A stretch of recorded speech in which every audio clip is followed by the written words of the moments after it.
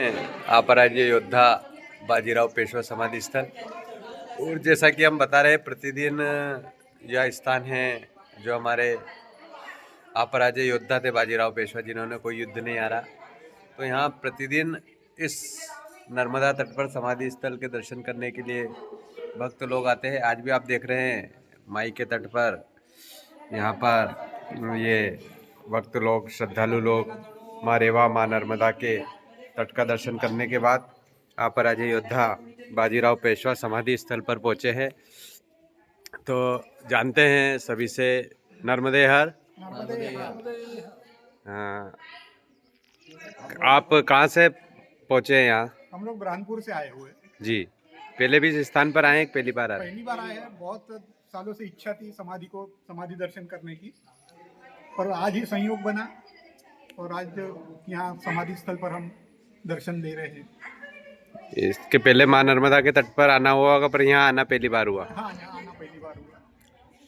तो ओंकारेश्वर, महेश्वर तो वह बहुत बार आके गए हम, पर समाधि स्थल पर आना पहली बार हुआ। पहली बार हुआ। तो अब यहाँ से आगे और कहाँ कहाँ तक दर्शन करने जाना है? अभी हमें सियाराम बाबा के आश्रम में जाना है। सियाराम बाबा आश्रम पहले भी आए होंगे वहाँ तो दर्शन करने बाबा के? हाँ, पहले आए थे जब बाबा थे जीवित, तब आए थे। तो बाजीराव पेशवा समाधि स्थल के दर्शन के बाद सभी लोग सियाराम बाबा के आश्रम तक जाएंगे। सभी की, जैसा कहा जाता है, निमाड़ के महान संत सियाराम बाबा के प्रति सभी की श्रद्धा जुड़ी हुई है। चाहे बाबा हो ना हो, पर उस तपस्वी स्थल का दर्शन करने सभी वहाँ पहुँचते हैं।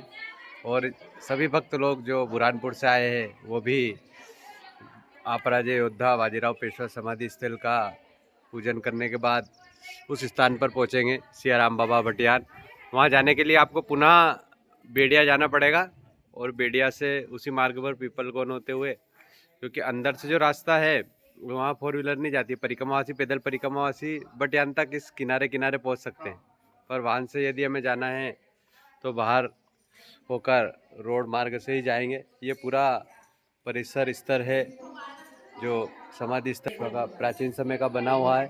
और कहते हैं कि जीवन में बाजीराव पेशवा ने कई युद्ध लड़े, हमेशा उन्हें विजय प्राप्त की।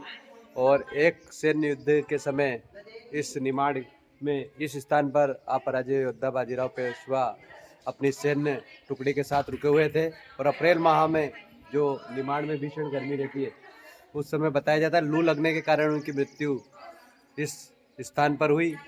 अपराजय योद्धा, एक महान योद्धा, माई की गोद में आकर उस समय अपने माई को, अपने आप को समर्पित कर देते, वो ये दिव्य स्थान यहाँ है। और यहीं से आपको माँ नर्मदा के भी दर्शन होते हैं। वो दर्शन भी, ये पूरा परिसर है, और ये दर्शन का देखिए आप, कितना भव्य स्थान होगा ये। यहीं से मैया का दर्शन होता है, पक्षियों की कलकल छलछल, ये आप देखते हैं। ये हम आपको दर्शन करा रहे हैं बाजीराव पेशवा समाधि स्थल से ही। ये ऐसे झरोके यहाँ बने हुए हैं।